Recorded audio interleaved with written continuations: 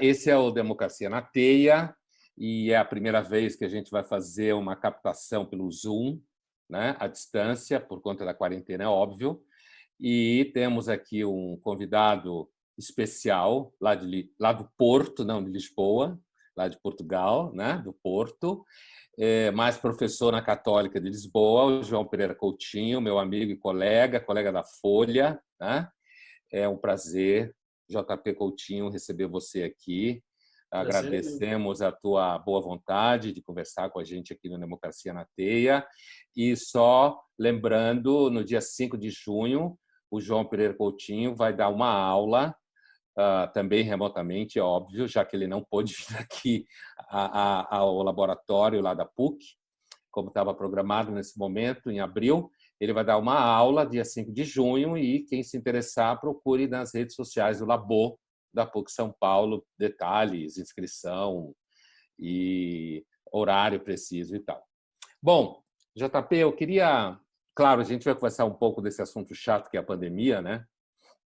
E assim, a primeira pergunta que eu queria te fazer é o seguinte: o que você acha? Eu imagino que Portugal esteja semelhante, e nós vimos aqui, inclusive, o discurso de alguém no parlamento português, não sei se era um médico, alguém responsável pela saúde, no começo de março, que ele falava, repetia várias vezes: fiquem em casa, cancelem tudo, fiquem em casa, né? Foi logo que a Itália estava fervendo lá com muitos mortos, então ele fez um apelo no parlamento português e aqui no Brasil passou muito essa imagem dele pedindo para ficar em casa e cancelar tudo.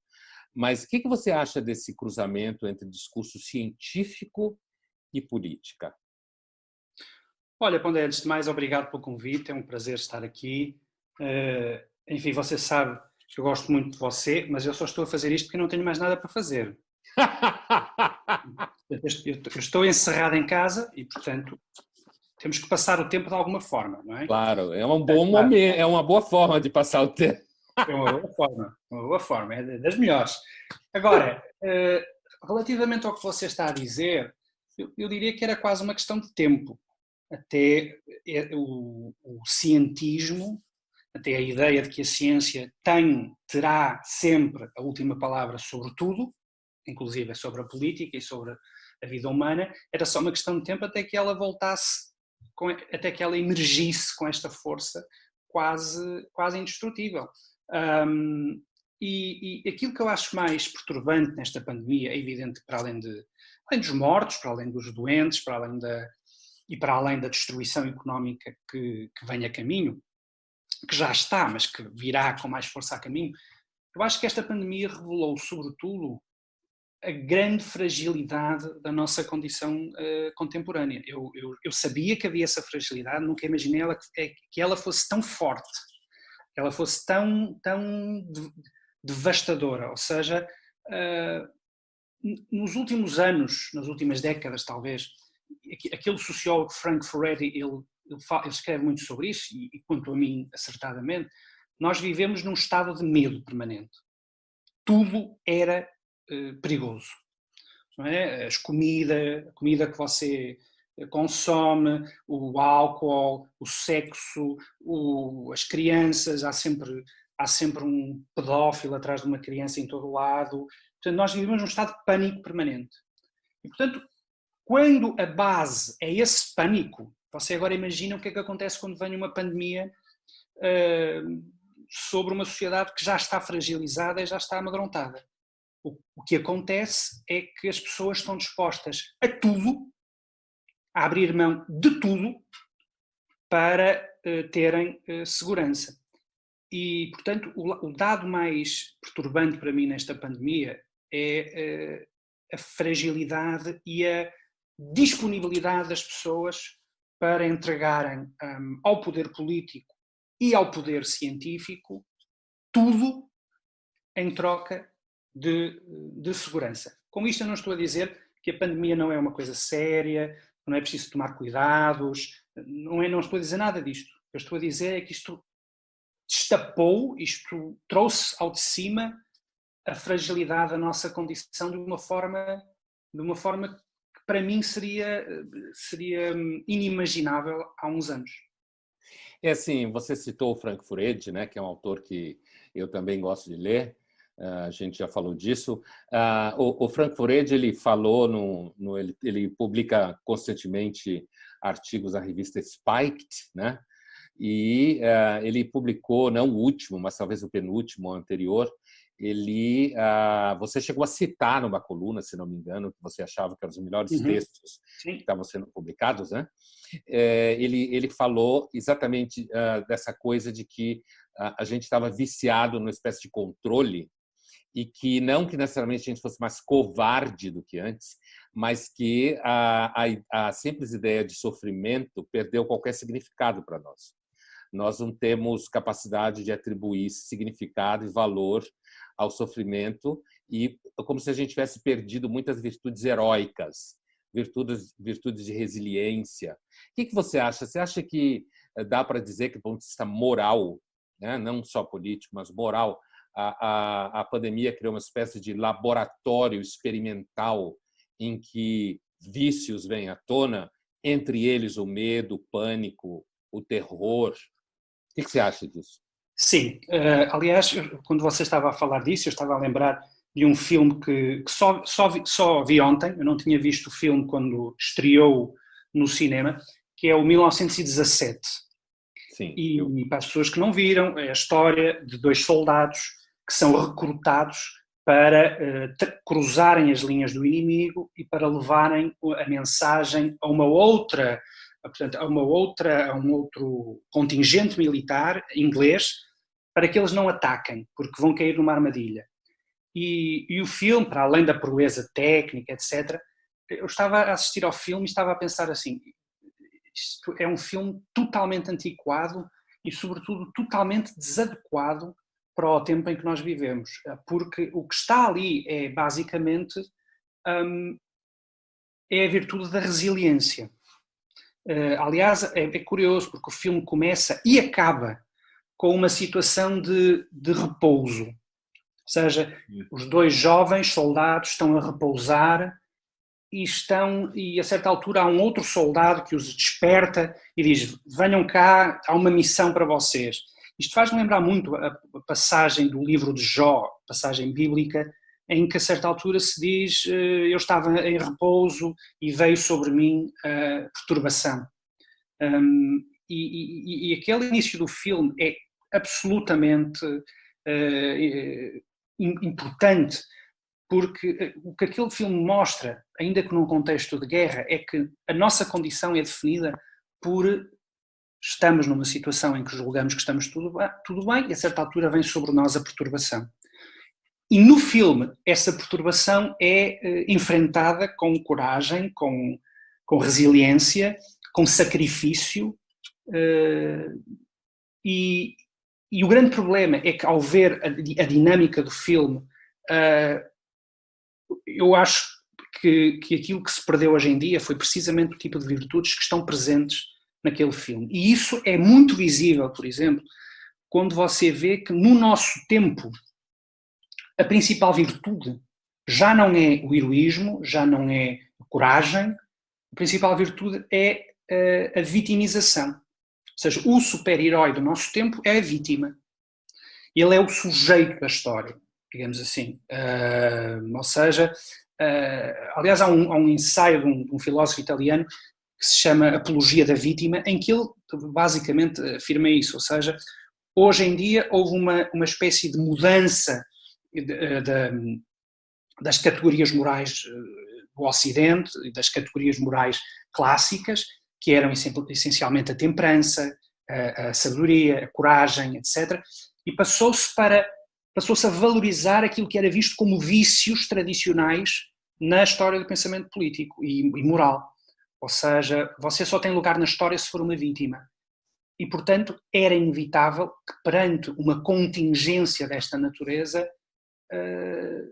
toda a cobertura, todas as notícias, toda a reflexão que é feita sobre esta pandemia seja essencialmente, tenha o foco para a vítima e não necessariamente para outro tipo de personagens ou de virtudes que serviram os nossos antepassados, mas que parece que estão a faltar agora. Inclusive, esse filme, eu gostei bastante desse filme. Acho que a gente percebe claramente como a gente está longe do ambiente como aquele, né? De comportamento como aquele.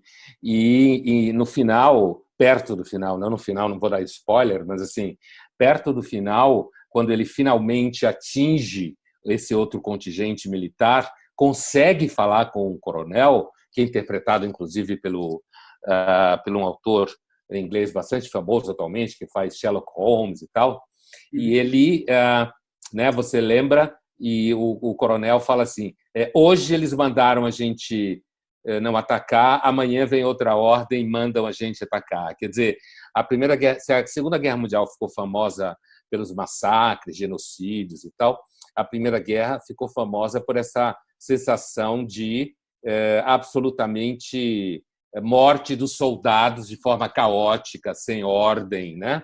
Desconectada. Então, uma hora você está aqui, o que normalmente ainda dificulta mais a virtude heróica quando você parece não estar trabalhando dentro de um sistema de sentido maior, né?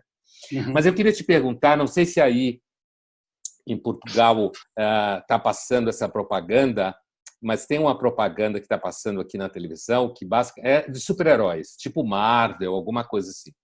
E aí tem uma espécie assim de assinatura da campanha que é assim, be a hero, porque está falando de heróis, né? Be a hero, stay at home. Seja um herói, fique em casa. E que inclusive saiu recentemente um artigo na Spectator que fala justamente desse comercial. Quer dizer, essa coisa de repente, ser herói é ficar em casa, é ficar embaixo da cama, ficar pedindo pelo iFood. Sim, acho que há aqui uma confusão relativamente a isso, e essa confusão também está presente aqui em Portugal. E a confusão é o seguinte, é a ideia de que se deve transformar uma situação excepcional numa espécie de modo de vida mais ou menos permanente. Ou seja, no caso de Portugal, nós estamos encostados à Espanha e não estamos muito longe da Itália.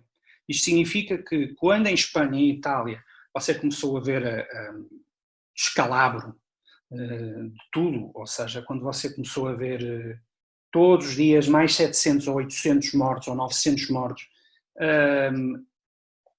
numa fase inicial, não houve nenhuma alternativa ao confinamento.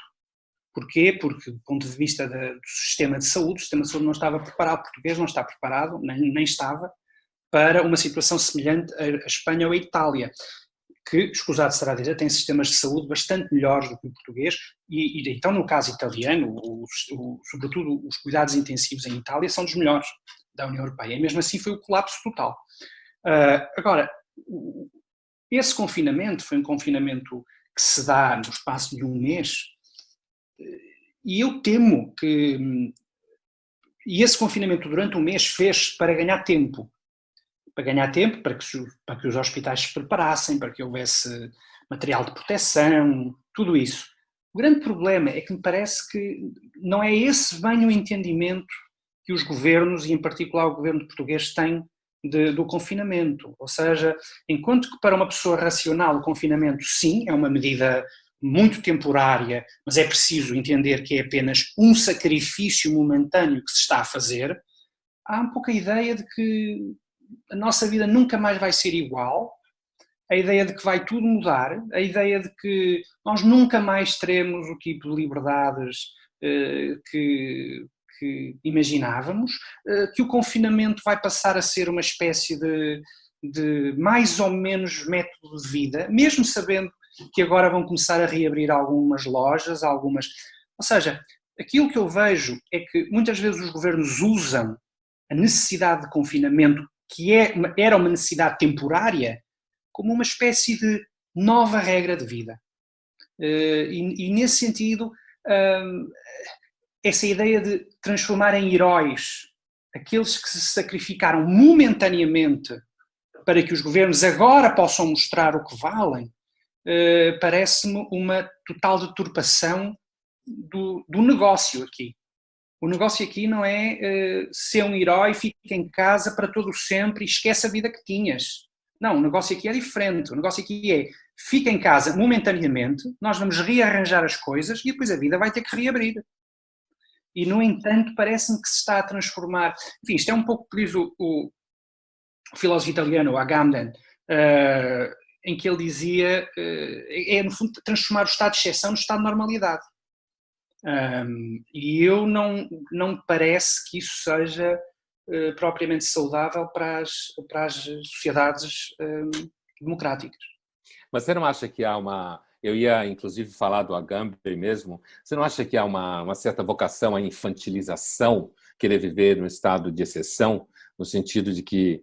Porque aqui no Brasil tem um cenário um pouco diferente do português, que é o seguinte, como você bem sabe, aqui você tem, logo no começo do confinamento, houve uma polarização entre a posição do Bolsonaro, que é um delinquente, e a posição do Dória, aqui em São Paulo, que São Paulo já é um protagonista natural no país, que tem quase metade do PIB nacional, então o governador de São Paulo normalmente já tem uma situação de protagonismo natural, e o Dória, por personalidade, por estilo de administração, ele, digamos assim, ele aumentou ainda mais esse protagonismo natural e ele encarnou, então, o que seria a atitude responsável diante a isso que você falou, confinamento para diminuir o contingente de médicos do sistema de saúde, toda essa história que a gente conhece. O mundo nunca foi tão igual, né? Junto a essa discussão epidemiológica. Mas aí acabou virando uma polarização, JP, aqui, que era o seguinte, inclusive do ponto de vista da mídia interno, que assim, não se pode discutir confinamento porque senão você é bolsonarista. Mesmo que tivesse posto que o confinamento é necessário no primeiro momento, o que está em discussão agora, e não só aqui, é como é a superação do confinamento, né? Esse processo esperadamente racional, organizado, com método, números e todo o diabo a quatro. Mas que isso é necessário. Então, uma coisa que acontece aqui no Brasil, talvez aconteça também em Portugal, grande parte da população não sabe, ou finge não saber, que antes da vacina não há como sobreviver à epidemia a não ser entrando em contato com o vírus, né? É como se eu ficasse embaixo da cama durante 3 meses, a epidemia passa e nada acontece comigo. E assim, contanto que outros seres humanos tenham coragem para sair na rua e constituam a imunidade de rebanho. Essa coisa é clara em Portugal, essa questão da imunidade de rebanho, a necessidade de sair do confinamento, assim, tem que confinar, mas tem que sair em algum momento. André, eu não sou especialista em epidemiologia, não sei exatamente como é que funciona a imunidade de rebanho, enfim, já ouvi várias versões, enfim, há quem diga que é necessário uma imunidade de grupo a partir dos 60%, depois há outros epidemiologistas que dizem que o problema é que não é possível raciocinar dessa forma, porque isto é um vírus novo, o qual você ainda não sabe muita coisa, que pode deixar sequelas de vários tipos e que, portanto, o melhor a fazer é tentar evitar ao máximo que você seja contagiado, enquanto não há, pelo menos, mais tratamentos, enquanto não há uma vacina. Seja como for... não há consenso epidemiológico. Não há consenso epidemiológico. Aquilo que se começa a verificar é que há mazelas cardíacas, pulmonares, neurológicas. Eu ainda ontem falava com uma neurologia aqui da família que está precisamente a estudar isso, as consequências neurológicas do vírus, e portanto a melhor coisa que você tem a fazer de momento é evitar o contágio.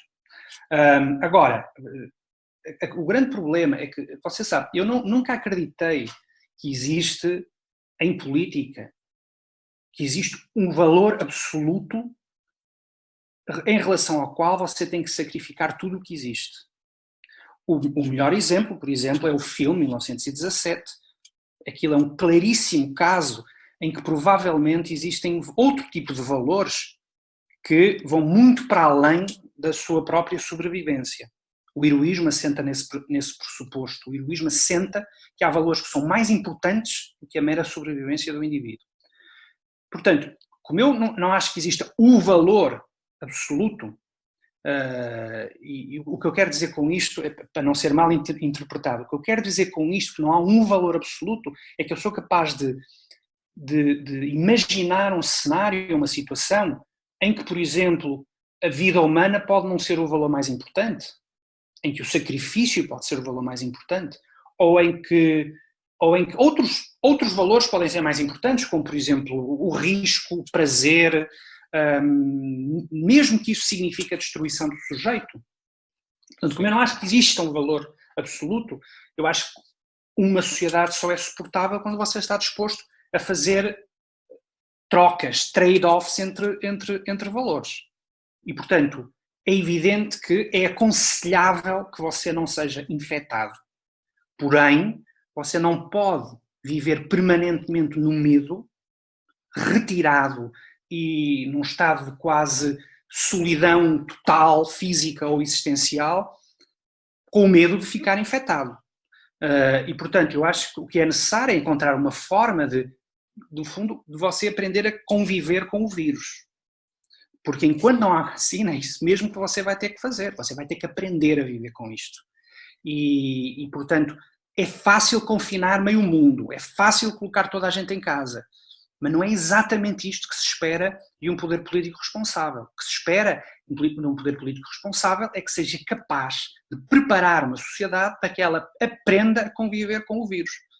E, portanto, a parte fácil já foi feita, é colocar toda a gente em casa. A parte difícil no fundo, é convencer as pessoas a sair de casa, a retomar a sua vida dentro do possível e a aprenderem a conviver com o vírus. Porque se isso não acontece, as consequências, não estou apenas a falar das consequências económicas, embora elas para mim também sejam fundamentais, mas as consequências económicas, as consequências psicológicas, as consequências sociais vão ser devastadoras.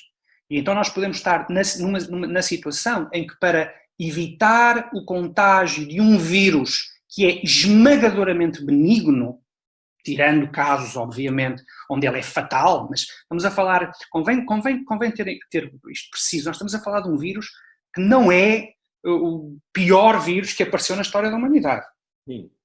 Então nós podemos estar numa situação em que, para não sermos contagiados por um vírus que pode ter consequências fatais, sem dúvida, nós sacrificamos todas as outras esferas da existência. E, portanto, isso parece-me um erro e um crime. Não, você me parece que você está dizendo que a necessidade de não ficar trancado em casa para sempre, antes de ser uma necessidade de uma certa corrente epidemiológica que entende que a imunidade de rebanho em algum momento acontece, mesmo com todo tipo de risco, é, antes de tudo, uma questão moral e política, e não uma questão que está fundamentada num argumento científico.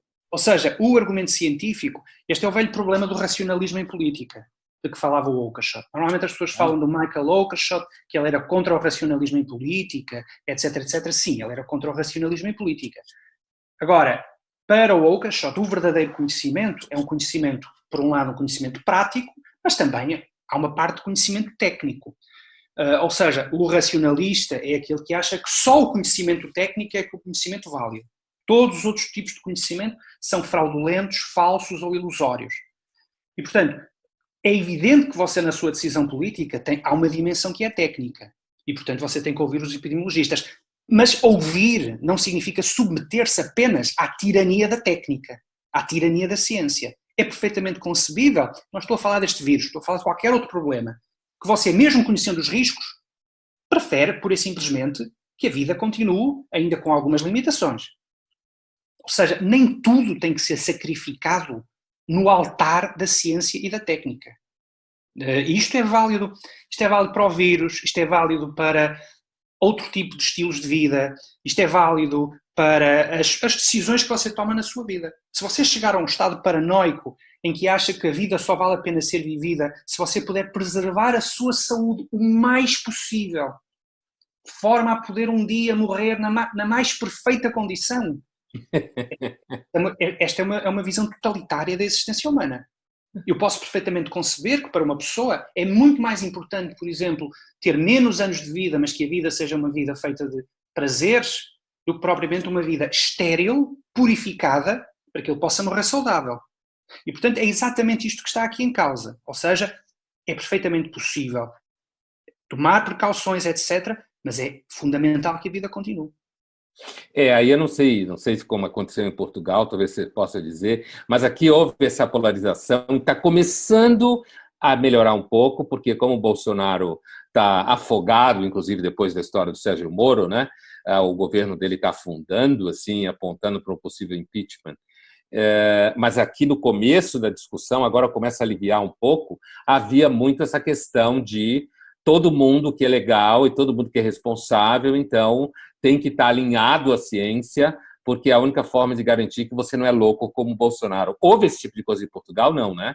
O governo foi um pouco mais organizado. Não, Está olha, sendo... o que houve em Portugal foi uma situação foi uma situação até diferente, ou seja, foi o governo que foi atrás dos portugueses. Ou seja, a atitude de precaução foi tomada pelos portugueses. Aliás, deu-se um episódio extraordinário, que foi os portugueses começaram a tirar os filhos das escolas, o governo e as autoridades de saúde que aconselham o governo apareceu a dizer que não há necessidade de fechar as escolas não serão fechadas. No início, uma abordagem à Suécia, não é? Sei. Só que quando o governo diz que as escolas, não senhor, não serão fechadas, etc., já não havia ninguém nas escolas. E então, 24 horas depois, o governo decide fechar as escolas. Mas o governo fecha as escolas, não porque essa tenha sido uma decisão, por exemplo, das autoridades de saúde pública, porque elas defenderam exatamente o contrário, mas porque os portugueses, pura e simplesmente, retiraram os filhos das escolas. A mesma coisa com a declaração do estado de emergência aqui em Portugal. O estado de emergência é declarado, e atenção, o estado de emergência não é uma brincadeira. Nós estamos a falar de suspensão de direitos fundamentais. Direitos de deslocação, direitos até de propriedade privada, etc.